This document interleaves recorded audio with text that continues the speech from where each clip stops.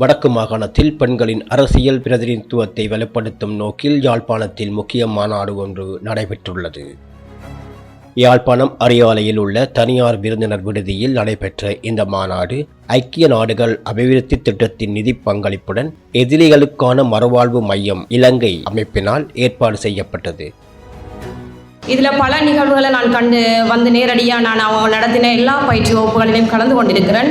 அதன் அடிப்படையில் இன்றைக்கு நடக்கிற இது என்னுடைய முதல் ஊடக சந்திப்பாக இருக்கிற போதும் ஊடகங்களை பேசுகிறதுக்கு எங்களுக்கு வாய்ப்புகள் கிடைக்கிறதில்லை. அந்த ஊடக சந்திப்பை இன்றைக்கு ஏற்படுத்தி கொடுத்த ஒஃபசிலோனுக்கு என்னுடைய வவுனியா மாவட்ட மக்கள் சார்பாகவும் எங்களுடைய சபை சார்பாகவும் மனமார்ந்த நன்றிகளும் பாராட்டுகளும்.